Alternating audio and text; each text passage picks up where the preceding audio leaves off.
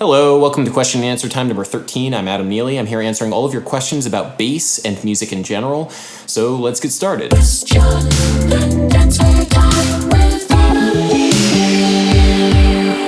Hello, Adam. I was just hoping that you may have some suggestions for where to acquire bass lines transcribed in standard notation, such as textbooks or websites perhaps, and which ones you would recommend. I've said it before, but imslp.org is a great resource if you just need sheet music to read. It's a free repository of all sorts of out-of-print classical sheet music. Another great resource is Scribd. I really don't know how to pronounce it. But if you sign up for the free month trial, you can get all these sorts of bass transcriptions. Just type in bass transcription, and there's all sorts of like user-submitted documents. And if the free trial is up, you can just create another email address and get another free trial. Otherwise, it's $10 a month. I just pay the $10 because I use it for all sorts of other things. My problem is that I don't know how to use theory. I've been playing guitar for 10 years, and I only know the pentatonic scale. Well, that's a shocker. But learning modes like Dorian and Phrygian, I have no idea how to use it and develop it in a musical sense without sounding like a robot running up and down a scale. So my big advice when you're trying to apply theory, and if in the beginning it might feel very robotic if you're just going up and down the Dorian scale or whatever, try and think about how you learn like new words in the English language. Like say you learn the word luminous, and then your initial instinct might be to try and use that word luminous in as many circumstances as you possibly can, even if it probably doesn't make any sense and will sound weird and sound like you're trying too hard. It's the same thing with scales, same thing with chords, same things with theoretical concepts. It will sound like you're trying too hard if you just try and apply it once you learn what it is. Instead, listen for that particular concept or that particular word and what other people do with it. Once you listen and identify it and see what they're doing with it, then it will start to make a little bit more musical sense. So if you have big ears and really try and listen to what other people are doing with these theoretical concepts, then it's going to be a lot easier for you to internalize them and make music with them instead of it feeling like a robotic exercise. Can I buy you a beer? I already have one, but I will gladly take another. Are you aware of Glenn Fricker? What do you think of his opinions about bass players or recording instruments in general? I think that Glenn Fricker is an obnoxious moron, and everything that he says is just pure disinformation. What do you think about the idea that jazz is really becoming how to play jazz? Is it me, or is there a larger demand for learning the music than there actually is for the music itself? That's a really fascinating idea. I mean, there's so many people graduating from the university system, the academic system in America with degrees in jazz. What the hell are they going to do with these degrees? The market is super oversaturated. Tons of people are attempting and failing at making a career in music. Nobody likes listening to jazz. It's a mess. Why are there so many people doing it? Well, I think it's a bubble that might burst at some point because, whenever you have all this stuff that's going into the system and there's no market for it, at some point it's going to crash. A lot of people, even if they get their degree in jazz and then might not go on and might, stop music and do something else, the value is, it's a very enriching sort of experience to play for yourself and with other people. It's a lot of fun studying it because it's very complicated, but at the same time, it's not that complicated. It's a creative endeavor, but it's also somewhat of a scientific endeavor in the way that we've approached learning the material. That's the popularity of why people learn. God knows why people try and play it.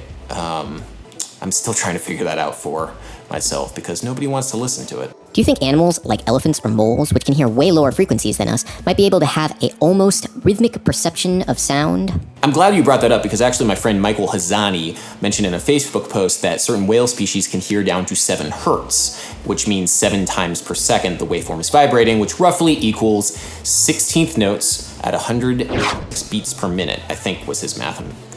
Correct him if he's wrong, but that's entirely performable. Bass players can play 16th notes at that speed. That's something that we could actually do. And for them, they're hearing it as another pitch, that 7 hertz pitch, if we play it steady enough and if we perform it with the necessary periodicity for them to actually understand it as a tone.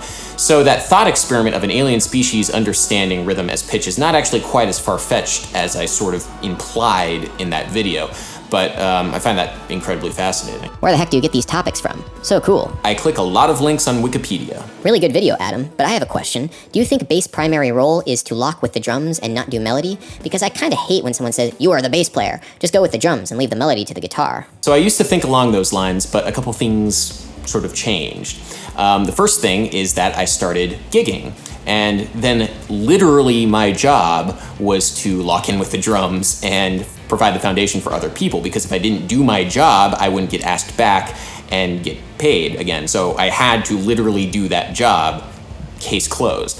The second thing is that I started playing a lot of guitar and piano.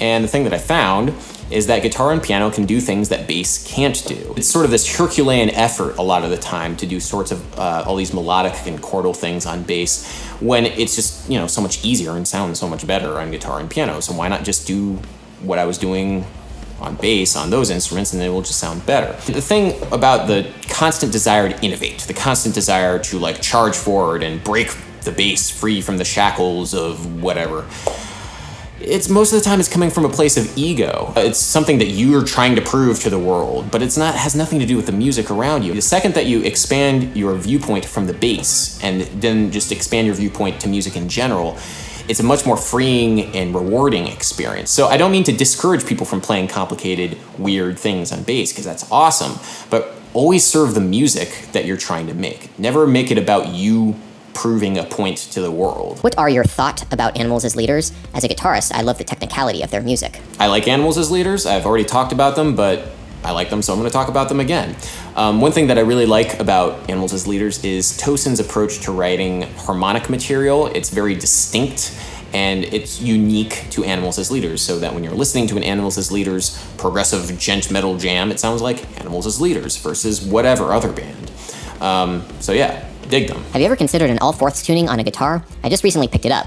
Like today, picked it up after about 10 years of playing in standard, and I'm definitely never looking back. I'm interested as to what you think as a bassist and what your preference is. P.S. Your videos are the best videos. So yeah, you would think that the bass player would want to use fourths tuning when he's switching from bass to guitar, right? Well, no, actually I enjoy standard tuning. I think it just comes from the fact that I feel like I'm still learning guitar. I feel like I'm still learning the vocabulary on guitar that has been developed over the past, 100 years in standard tuning. I like your basic G chord and C chord, like all that stuff. I'm still learning it, and I'm still like really getting my head around it. So the second that I try and throw a monkey wrench into the works and start messing around with fourths tuning, it doesn't really speak to me. There's all sorts of things you can't do in fourth tuning with guitar, like the open chords, and you can't do bar chords. I'm boring. I like standard tuning in bass and standard tuning in guitar. Man, I should really work on that, I guess. Hi Adam, I've been following you for a while. You make very interesting content, and it's easy for me to get sucked into a marathon of your stuff. I have a question about playing multiple instruments, bass included. I've been playing piano for about 10 years, and about a year and a half ago I started playing the bass. When I play bass, I have to think piano in my head first and then convert it to bass, for lack of a better word to describe it. I was wondering if you, as a talented multi-instrumentalist, think that's limiting, and if you have/had a similar issue, and if so, do you have any tips on how to think about music as the abstract thing it is and not in the context of just the instrument I know best? Thanks again for all the videos. I really like what you do. Yeah, so some people might think that it's like cheating or whatever if you're trying to play bass and learn the notes on the bass and then you're using the visualization of the piano to help you out. Don't think that it's cheating. Use whatever tools you have in your head available to you to do the task at hand, which is like learn patterns on bass. If that means relating it to the piano, so be it. It's going to be messy if you're a multi-instrumentalist, keeping everything intact. And there's never going to be a grand unified theory of music and all the geometries, and it's not going to be the case. It's never going to be exactly the same for every instrument. For me, I think in terms of harmony on piano, but then I also think in terms of scale patterns on bass, and then guitar is its own thing. It's all a jumble up there. It never makes perfect sense, so use whatever you have to make it make sense to you. How do you remember chord changes? I believe you talked about it before, but I was just wondering, how do you go about it? Do you do it by muscle memory, or do you just know all of the chords? Because there's a lot of them, and it's so irritating to try and memorize all those little bastards. Also, what about chord inversions? Because that is another thing that has been bothering me. Also, modes. P.S. You're really cool. Always relate the particular chord at the particular point in the melody, and then it becomes easy. There's a particular song by Stevie Wonder, Overjoyed. There are so many chords, and then it modulates several times, and it's just crazy. It's this big jumble of chords. I've never had a problem with it though, because it's so easy to follow the chord progressions if you're always listening to where it goes in the melody.